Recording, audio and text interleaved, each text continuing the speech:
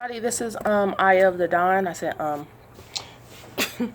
thank you so much for joining me on my channel, Virgos. We're just going to jump right into it, and we're going to clear out this energy. We're going to breathe in and out 3 times. Oh, that feels good to me. I like breathing. Notice how every time you breathe, you're letting go. Just get into the habit of letting go. Okay. Now say your name for me 3 times. First, last. First, middle, and last. And we're going to focus on this Shri Yantra. Focus on this Shri Yantra for your highest manifestations. Because we all manifest all day. I'm manifesting right now. But what level are you manifesting, and do you want what you're manifesting? The Shri Yantra makes sure that you get what you want on the highest level, and it makes sure that your energy gets cleared out so that you'll get there. Did you know that? Okay, now you do.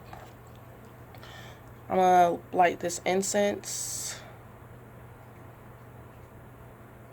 because I like to see the smoke go through the video when I watch it back. Oop.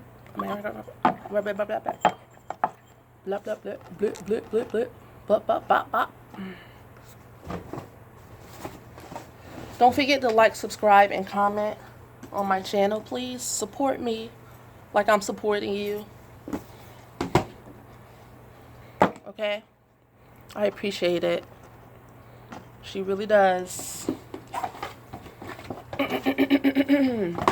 You can also donate if you would like, and join me on Instagram at TangledFairy11 and my meetup group, the Unicorn Collective. Tonight, we are having a tarot learning circle where I generously share my wisdom, knowledge, and understanding, and you share yours as well because we interact with one another.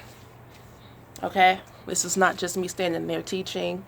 This is everybody getting a chance to share. So Virgo, what's tea? What's going on with you guys? You already know what the cards are going to say. You tell me. Okay, Virgos. What's going on?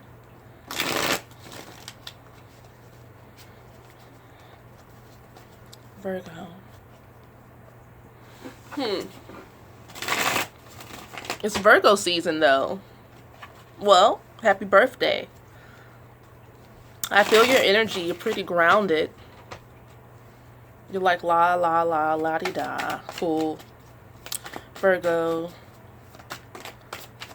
You got 2 cards popping out already. One more. All right.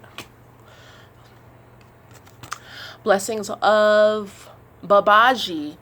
This card is a card of pure consciousness and light pure light awareness. And this card is the first card, and this card is telling me to draw another card to change the meaning, the whole meaning of your reading.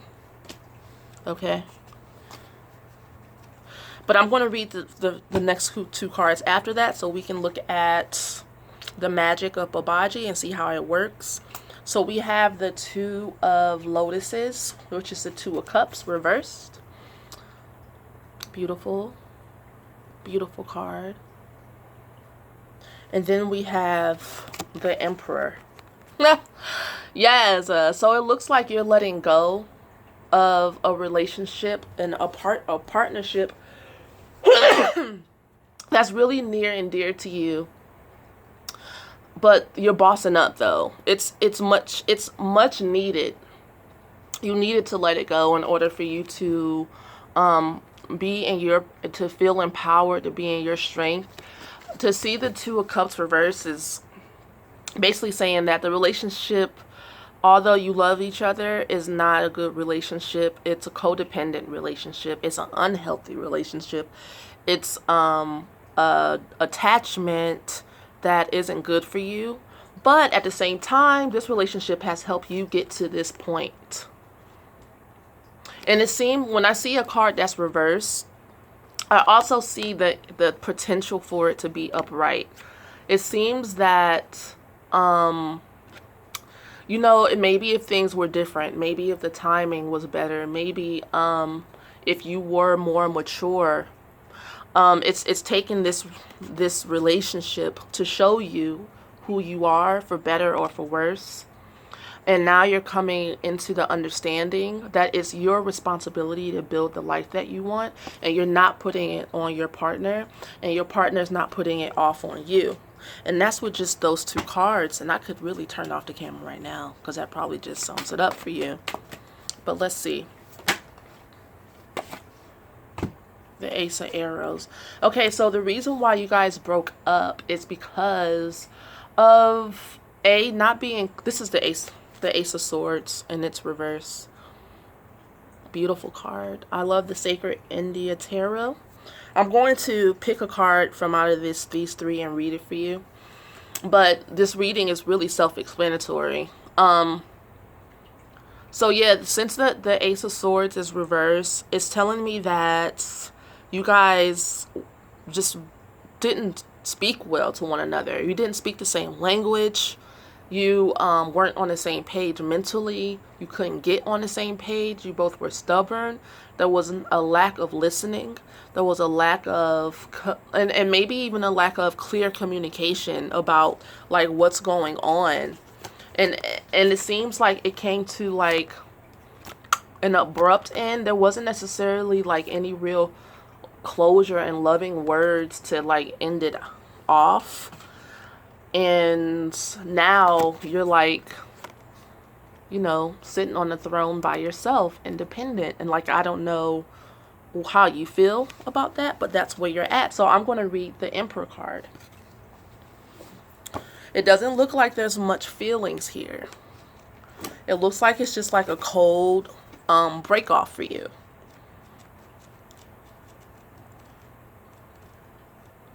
And it looks like it's something that you had to do, like kind of go cold turkey type of thing.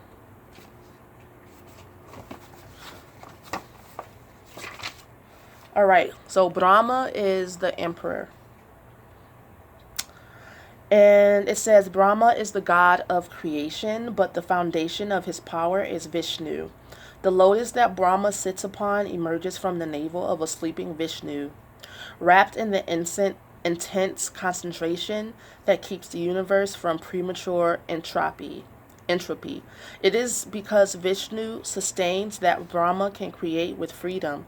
Brahma's one day is equivalent to the full cycle of creation, where consciousness works itself out from mineral to plant to animal to man to liberated being.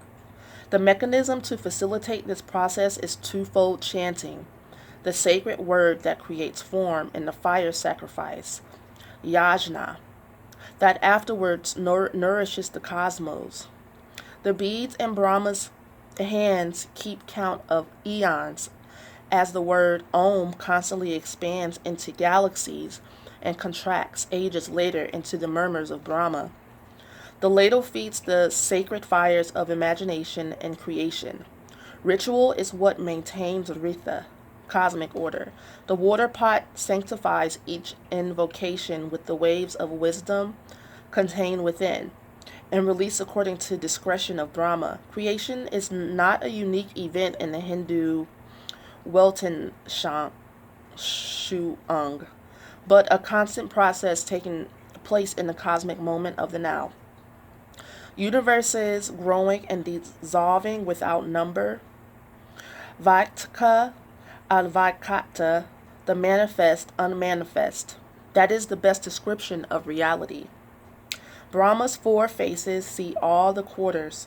The responsibility of having acted also implies vigilance over the consequences. The business of ordering and structuring the universe has always been troublesome, and Brahma has to shoulder this responsibility in magnificent aloneness.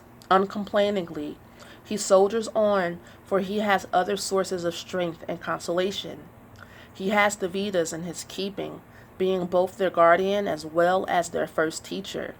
A day of Brahma lasts 2,160,000,000 Earth years. So it is well that he has the Vedas to keep him engaged. Same length of time. Then the cycle is repeated. Brahma lives for 100 years thus, and then he too dies, and all creation is finally dissolved. The Vedas, being eternal, they merge into the cosmos before revealing themselves to Brahma again at the next cycle of manifestation. He is married anew to Saraswati, who is also a personification of the Vedas. Brahma is all responsibility accepted without fuss and any notions of fairness. He is the personality that accepts an inferior role or a ceremonial role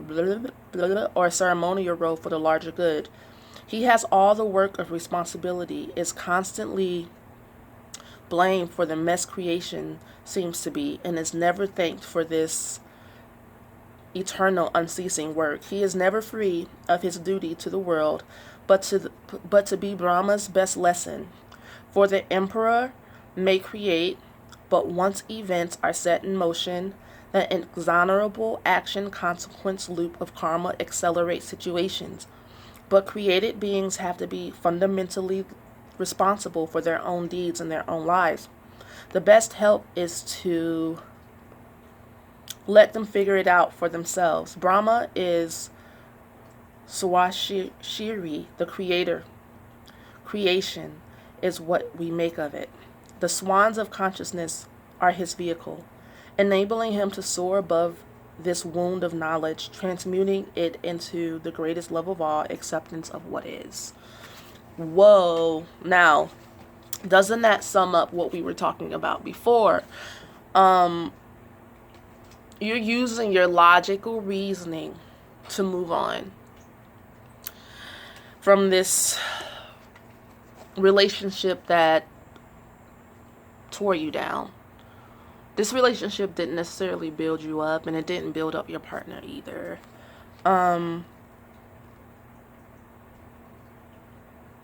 as you review the relationship, I can sense that it saddens you to move on and be alone and like shoulder all these responsibilities on your own.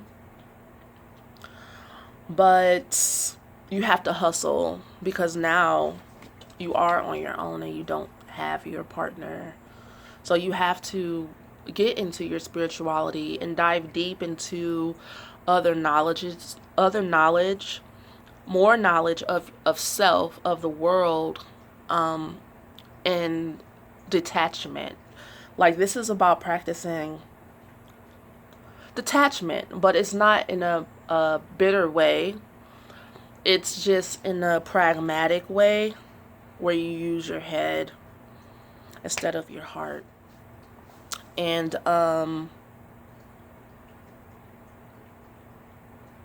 because you're going for your dreams. That's all. Really, you're going after the things that you want, and you're focusing on yourself, and you're standing in your power while you shoulder and let go of and maybe put to the side your emotions. And that's all I have for you for September. I think that pretty much sums it up. I enjoy doing this reading for you. So if you would like a personal reading from me, feel free to contact me, ayaofthedon.com, or at tangledfairy11 on Instagram. DM me, and I will talk to you guys sooner than later. Peace.